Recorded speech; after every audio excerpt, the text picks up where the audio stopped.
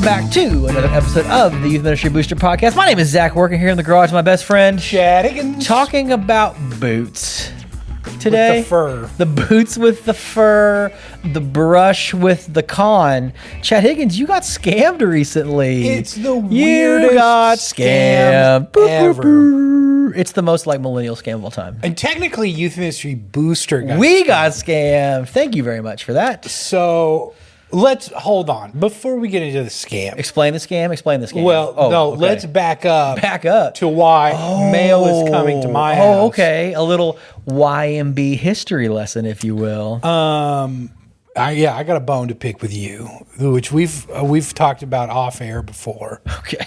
But never on air of why I've been getting phone calls for years and years now. Well, I mean, so when we first started Youth Ministry Booster, we're setting everything up. You've got to set up a website. We had a shop, all those kind of things that you had to set up.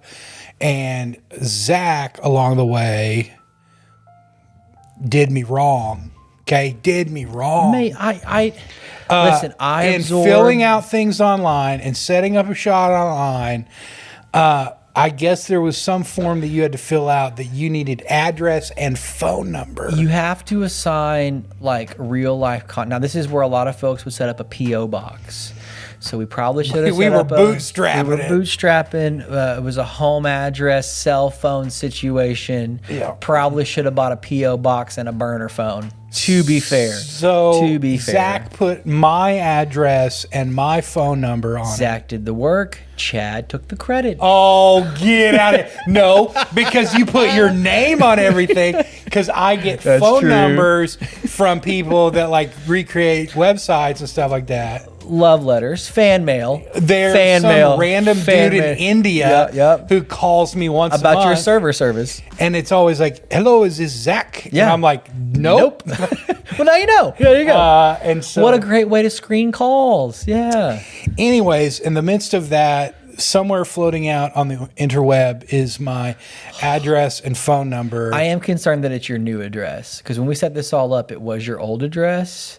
And so that's a little bit weird. I don't know if it's like a forwarding thing. updating. It's probably Sure, it's forwarding. Yeah. So, anyways, I get a package that's delivered to my house. An Amazon package.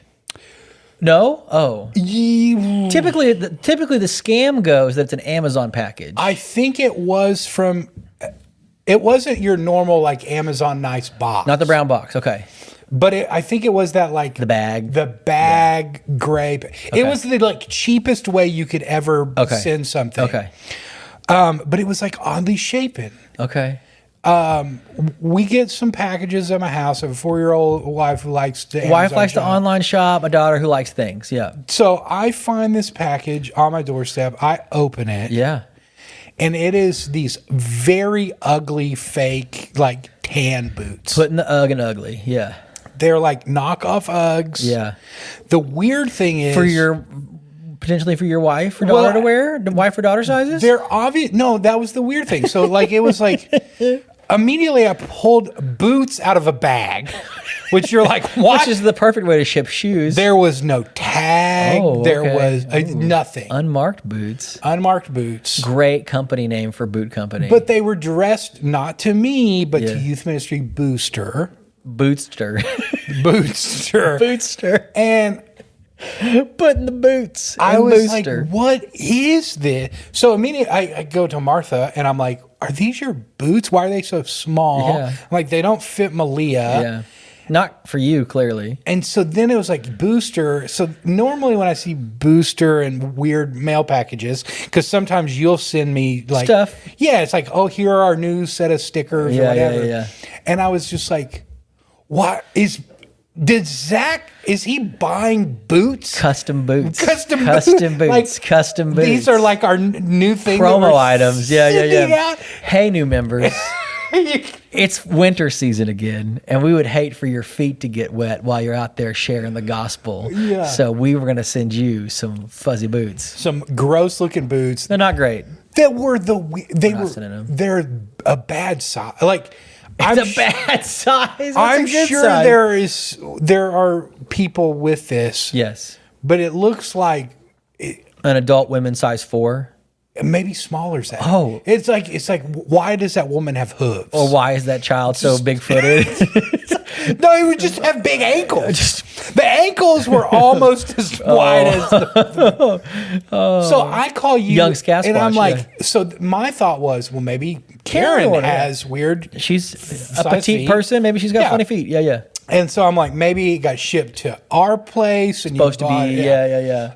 And so now I'm thinking, buying your wife boots on your business account Yeah. is a weird move. well, I'm pretty sure it's illegal. Yeah, no, don't do that. And yeah. so I call you saving on taxes. I'm like, did you guys buy these boots and they got shipped to my house? And you're like, I don't know what you're talking about. So then I hear the like funny, like, hey, Karen, did you buy these boots? And she's like, no. No, I also did not buy boots. So then it's like, where did the boots come from? Yeah, the great mystery. And we eventually found out there's a scamming process called brushing. So it's called brushing. It may have happened to you or a loved one near you, and you may not have even known it. Sometimes people will send purchases to a scam list. So we're assuming that part of the reason Chad got all the server phone calls or whatever, I did not sign up for the extra $20 a year to protect your who is list on your website ownership, or a lot of put my phone number, where people will scrape your information and they will utilize it for other means. That's why people often get spam mail. But the next level spam mail thing is to make verified Amazon purchases, but it won't verify the purchase until the item is sent. So a lot of folks will inflate. I think there's some level to it where they will cancel it. So the money is in exchange, but because the tracking code went out, typically it's done with smaller items that are like brush weight heavy. And so it's called brushing.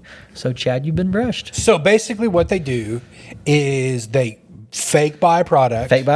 With the name of someone out there. Somewhere out there, yeah. And then Chad Gus Chiggins. It's probably normally the company that makes the product. They're trying to boost the sales, to pump the sales by having reviews. Reviews matter to people. They buy the product, they send the product out, which allows them to give a 5-star review on the product. A verified 5-star review. Which makes sense. It's why you see so much stuff on Amazon that's like 20,000 reviews, 5 stars, and you're like, really? A piece of trash thing that you would never buy. Right. Why does everybody care about hard drives so much? But to have all of those reviews, you have to have purchases. Right. And different names. And so, yeah. So there you go. So out there, scamming.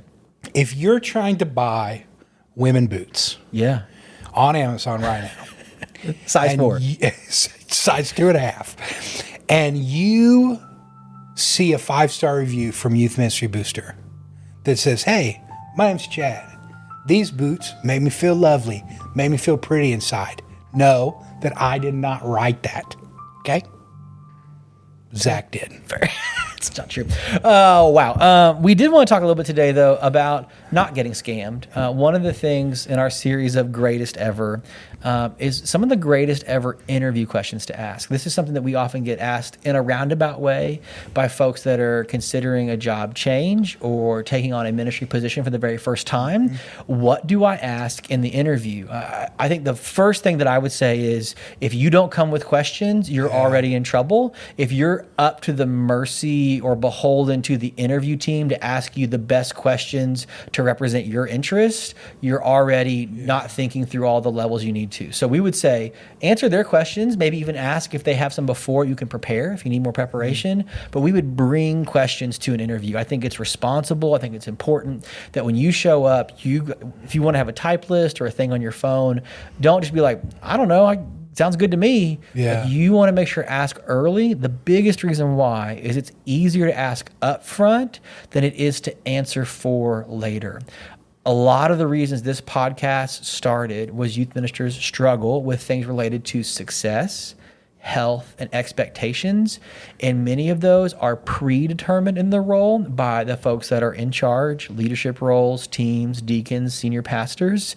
And if you don't know ahead of time, they will try and surprise you, not in a mean way, but they had an idea, you had an idea, and if you don't communicate it early, you may find yourself crossways, and something that could have been alleviated or mitigated, made easier, made simpler by simply asking about it before it started and not when it showed up later. So ask really good questions, and we're going to play a little game with it and actually ask y'all, and then we'll answer with each other. Yeah.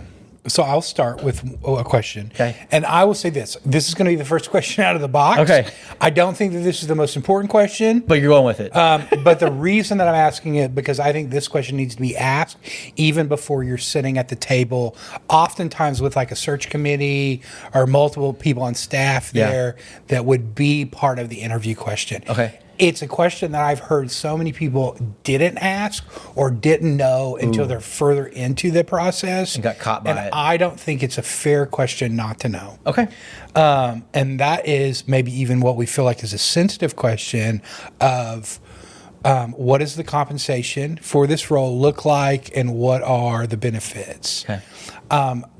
Once again, I lead with that question, not because I think it's the most important question, but I have talked with so many guys that are down the road of having conversations of like fit and things like that. Yeah.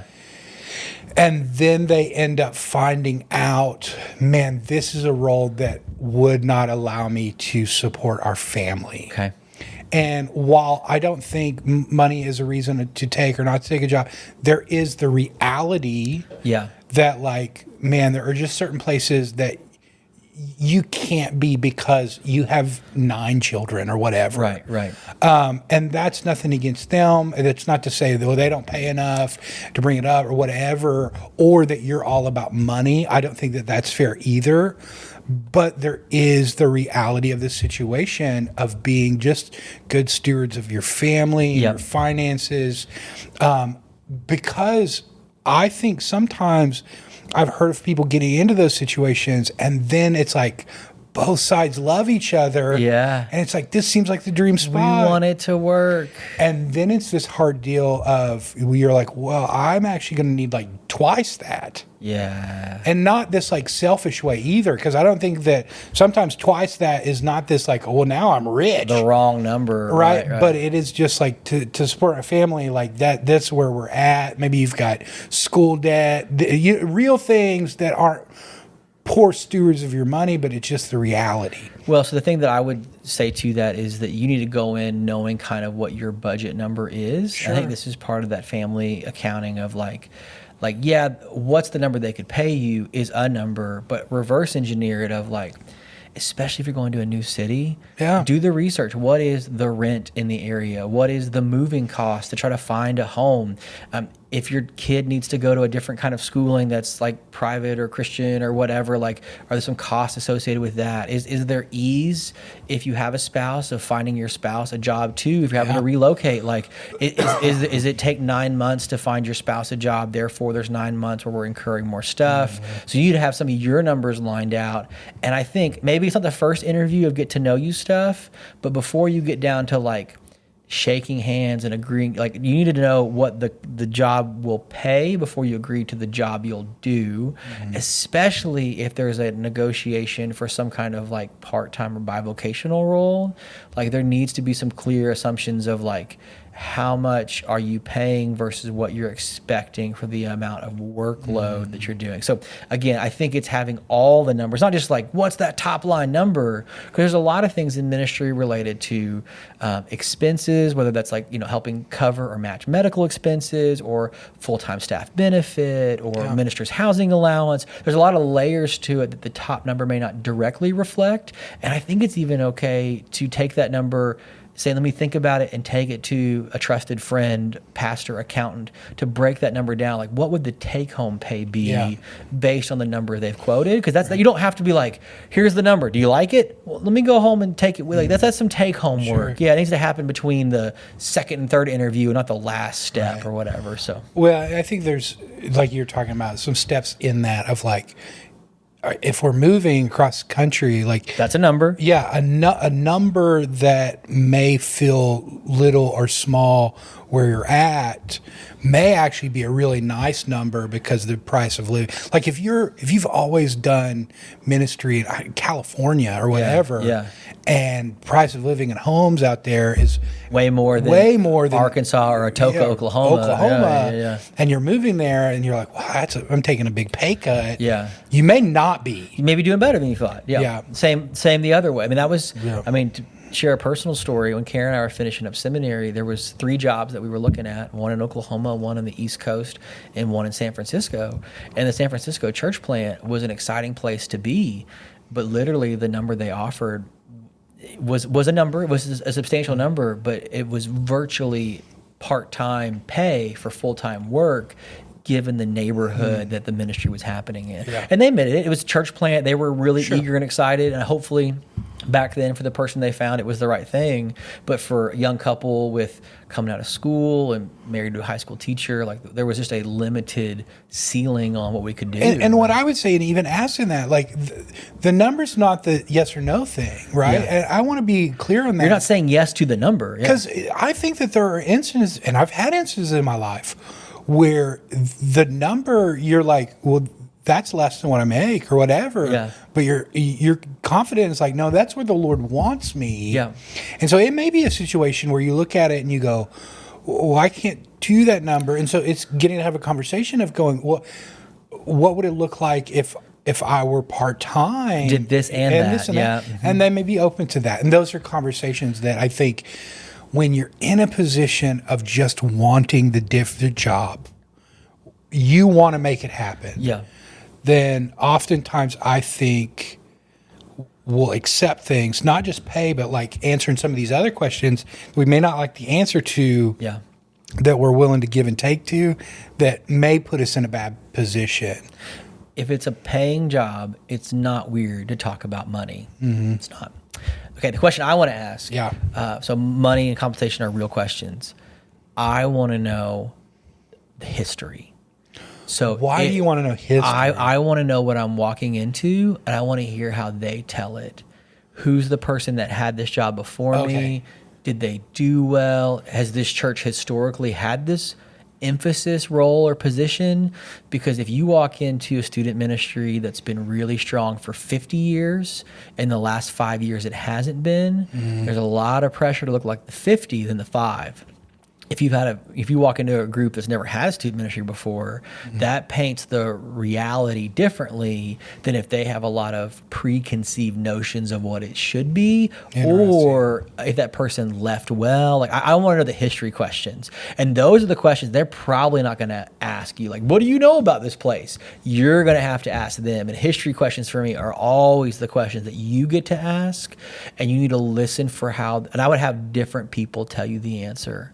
To the point that if there's a team interviewing you, I would ask, would you and you tell me how you think? Is get a little bit of clarity across stories, because it may not be the same take between the parent and the senior pastor, if that's the way. And again, that may even be separate conversations where you do like you're meeting with an interview team, and if like you get close to the thing and there's like a executive or senior leader that you meet with, you might want to ask it again to them as well. But history questions.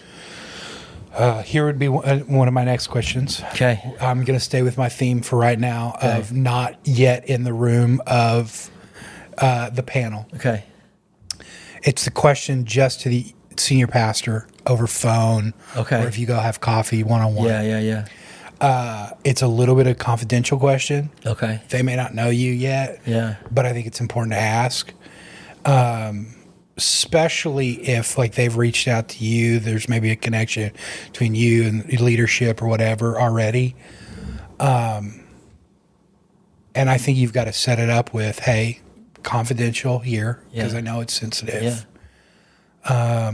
Do you see yourself here for a while? Oh, okay. Okay. Where do you see your next phase of leadership going? Yeah. Because I've heard so many stories of guys getting hired and then their senior pastor. And I know that they don't know the history, right? Stuff can change. Or the future. But to be able to say, like, because if that senior pastor is already talking to somebody, If they're already about to bounce, that weighs in. it's fair to ask that question, and they may or may not be honest with you. But I think asking that question of going, hey, like, because hopefully you get the chance to hear from them of going, no, like, I'm planted here. I'm committed. Yeah. I'm needing a team. You know what I mean? Yeah. Those kind of things that I think help. And so not only asking that of them but do you expect to see any other turnover on staff? Yeah. What might that look like for us? Especially, if you're looking for, a lot of youth pastors are maybe moving into that like family ministry role. Yeah. That may Next be gen things.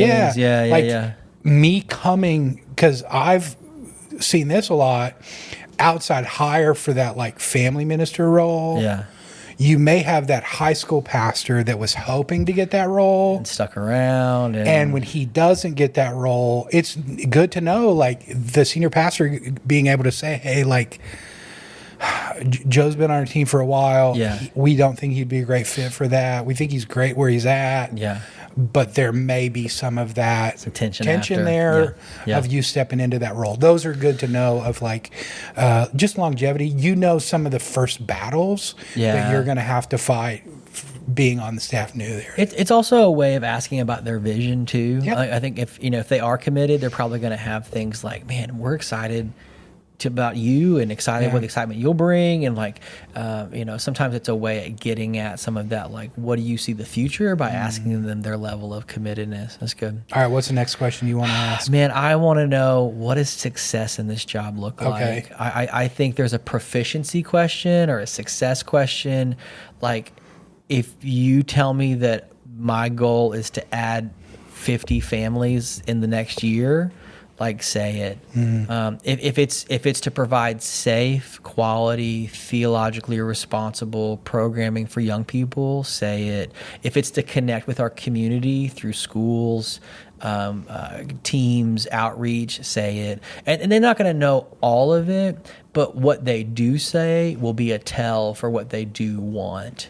So they may not say specifically, well, you ought to do this to be successful, but how they talk about it will be really informative. Can I add something to that question? Yeah, please if do. If you're going to ask that question, I would even take it a step further and ask, is there an evaluation process here at the job? Evaluating the success. And then what does that look like, and how's that measured? Okay. Because the thing that I have experienced is there is what everyone is willing to say is success, and there's something different about what they measure as success. Okay. And sometimes We want to reach the community. Your numbers are down. Yes. I see. You're right. Yeah. And so I think that sometimes asking really great questions in an interview process is a little bit of the detective work. Okay. Like, Yeah. what is not being said as Yes. much as what is being said. 100%. Yeah, it's not always the answer you get; it's the how they answer or what they don't say. I always love to ask. Yeah. What's can the I next move one? to Yeah. my- What's the next one? Yeah. I always love to ask for specific examples. Okay. Of what? Of all things? So one of the questions I like to ask is, and I would say it like this: hey, we don't want to throw anybody under the bus. I know that if I were to come here, there are going to be things that I mess up and fail in, and those kind of things. Can you give me an example of a way that frustrated the people, both on staff or the congregational level, that the last guy did? That's going to allow me to hear specific things that may get under the skin of the staff. How they got bothered, how they reacted to things. Yeah. And I may even press in on that, because a lot of times the scenarios that they're going to give are the failures. Yeah. And my follow-up question to that was, what was something maybe that they did that wasn't necessarily a failure? Or a lot ones that you hear with student ministry is like, well, they weren't very organized. Yeah. It's like, oh, okay, well, that's a shortcoming, right? That obviously growing edge. But it's like, what is something they did that didn't go over well, that was could be a positive in another church, right? Yeah. And so you may hear things like, well, they were, all they talked about was like reaching sports kids or whatever, you know what I mean? Yeah. And so they were at every game and all the FCAs. But they didn't care about the students that came with these families. Right. And so like those kind of things allow you to see a little bit what people are looking for and wanting. A little bit of test the water. But it also allows you to go, oh, I'm kind of like that. Yeah. That's going to be What do same you thing for what do me. you mean they want me to go on mission trips? I typically just do stuff here locally. Yeah. Like that was learning in one of the churches I served was we kind of expect the person that's coming in to take create opportunities for our students to experience God's work well outside of the area in which we're located.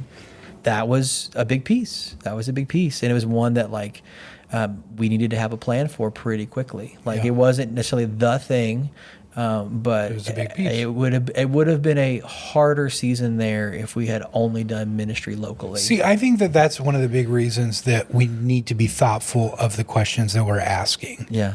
Because You can look at all the value posters in the hallway that you want to. People will tell you with Right. their words or what they don't say, what they actually value. I mean, posters and statements, Right. and they move us towards the kind of vision, the way people talk about it's the brand thing, right? Yeah. Like, this is what the brand is. Well, what people say about it is actually the Right. brand thing. I think that we can, I want to be careful how I say this, but I also want to say it. Okay.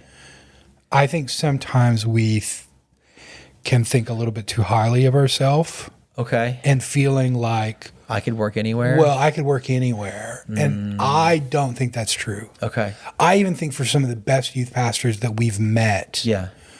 they are wired and geared in ways Yeah. that if you were to put them in ministries, In a different situation. they would struggle. And that doesn't mean they're not great youth pastors, but you've got to make sure like there's a fitting process. Fit, And like, fit is a real word. their vision matches how God has created you and wired you and those kind of things.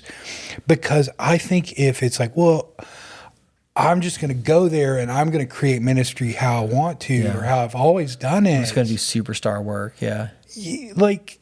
Maybe. And eventually with enough bodies under the bus, you may get there. But the church that you walk into may not be the same one you're serving in 3 years. Yeah. Because it may be a whole new set of people. Yeah. And I think there's some wisdom in just being able to go, okay, who are these people? Who's hopefully going to be here long after I'm gone? Patience is a part of a process, especially in a ministry. And I think we have to say this as well. Student ministry is an innovative edge of the church. It's not always the directive ministry of the church. The senior ministry is going, the senior leadership is going to help the vision of the church. I think youth ministry, student ministry can speak into that and test some of the edges of it. If you're going to try to upend or fix the church via student ministry, you're in for a long, like you need to already be bought into a big chunk of what the vision is, or else you're going to be just feeling friction the entire time. Give me one more Okay. really unique to Zac working. I'm putting you on the spot a little bit.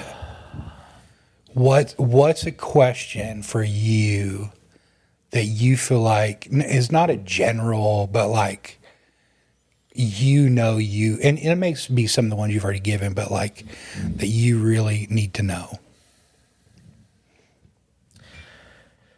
The like silly one is like, what's the dress code in the office? Okay. Because like that tells me a lot. Okay. Like, They're like, Zac working, we need you in a polo every day yeah, I mean, with the logo of our church and brand. I worked at a church that we Sure. couldn't wear shorts in the summertime. Like there was a lot. You're just hot, just sweaty knees. Just sweaty knees. And so we would like go play basketball or disc golf in the afternoons, and I'd have a change of clothes. Braided belt. It was like short sleeve button down in the morning, and it was t-shirt and gym shorts in the And afternoon. not that there's, and I'll say it. We want to make sure, not there's anything wrong with that. If that's dress code, that's fine. And that's a little bit of what I'm talking about. It was only a problem because I didn't ask, and I got surprised come June. Yes. If I would have asked beforehand, I would have been like, cool, I'll buy some lightweight chinos and we'll be fine. But I didn't know, so now I'm mad more at myself for not asking. Yeah. Well, and little things like that too, like they paint a bigger picture for you, right? Yeah. And it helps you, like, we can't be desperate just for a job. I know that life may have you in a spot where you feel that way. desperate for a job, But if you just take the first thing that comes along, you're probably going to be desperate for a job in about 18 months. And again, yes. Yeah. Okay, that's good. Any other thoughts? That's the like, I mean, I know that sounds silly, but it's kind of funny and playful or whatever. Man, I got asked like what my guilty pleasure movie was by the interview panel. So I know we've had some friends that have worked at other large churches that have really funny questions. Yeah, like I've heard questions get asked of like, what's your favorite curse word? Like what if you dropped a hammer on your toe, what do you say, kind of thing. I think there are some of those character questions. So like, what do you laugh at? What do you like? What do you know? Like, what's your favorite beverage? Just kind of like teasing things out or whatever. I think the question that's probably, I don't know if this is me, maybe this is your question, and maybe you just have rubbed off on me enough that it just is that way. But like, how do staff families receive ministry at the church? Like, what does it look like? Is it, everything from like, is there a certain like small group that my spouse can be in, or like are kids ministry folks treated differently here, or is my spouse expected to be a part of the ministry that which I'm being hired for? Question. I mean, again, I don't know if there's Zac specific questions, but I do want to know. Like, I want to know. And again, it's only painful if it's a surprise. Like if they tell you like, nah, we actually expect your spouse to be front and center with you the whole time. That's okay. I mean, I don't know if it's like ideal, but it's not ideal for you. But it's not ideal for me. But for somebody else, that it may be for you. But anyways, Karen's all in. But for some folks, it's not. It's not, and that's my thing. Is I think sometimes, and I see this all. Yeah. I'll throw them under the bus. I see these all the time on those Facebook groups of youth ministers, where it's like, my church is making me do this. Yeah. And then everybody piles on and they're like, well, how dare they ask that? Yeah. And I'm like, hold on. Yeah.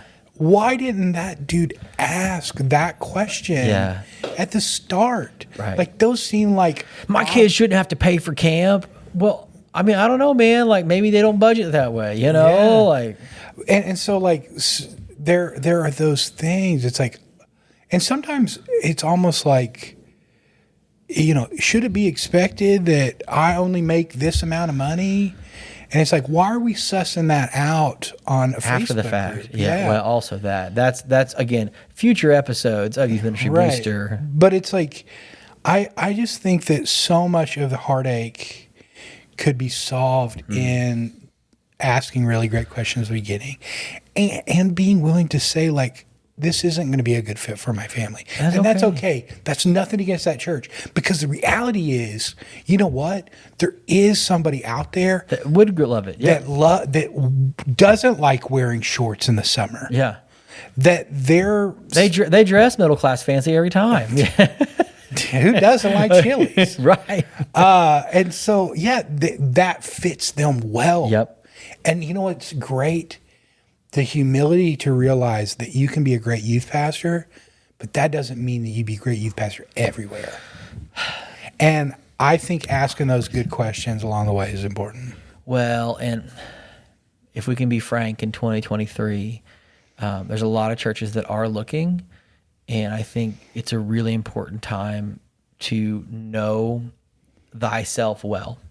I think one of the things that we best bring in youth ministry in general, is enough self-awareness that we have space to give to other people.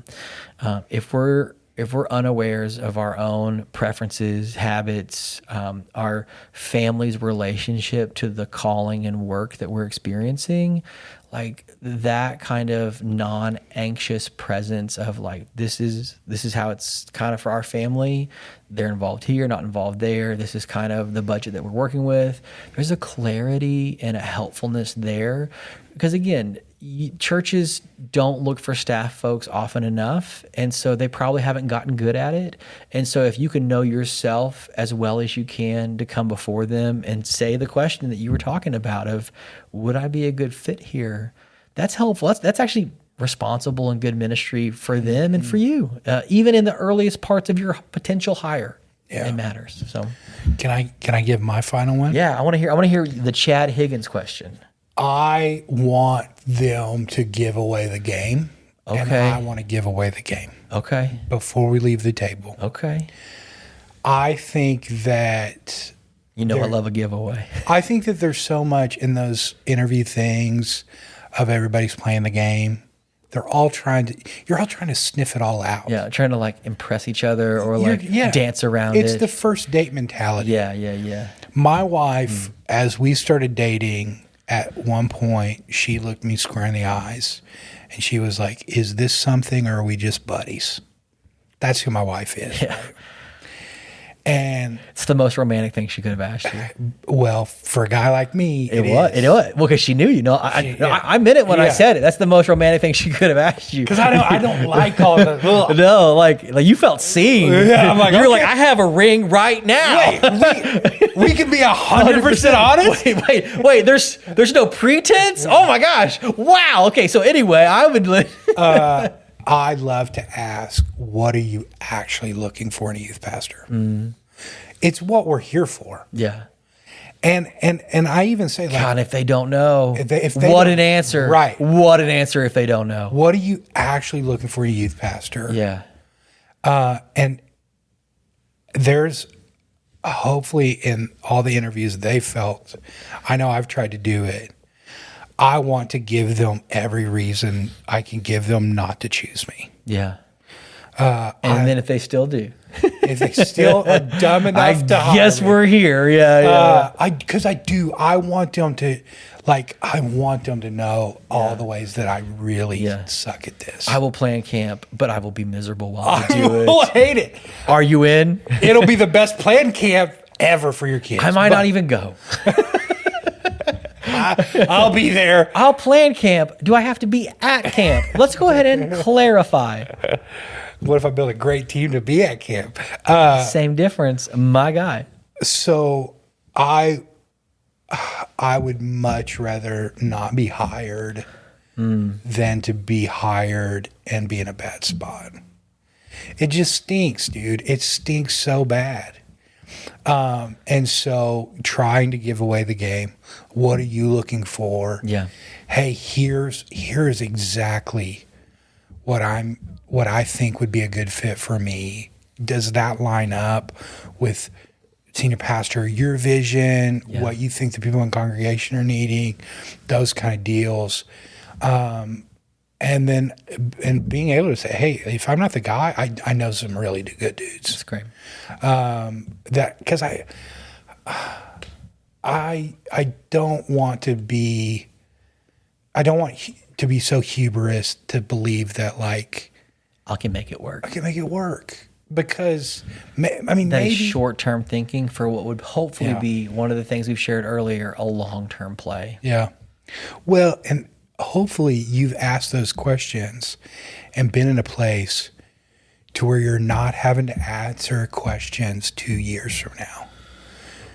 Hopefully you've asked good enough questions that you only have to do it once or twice. Yeah. Snap.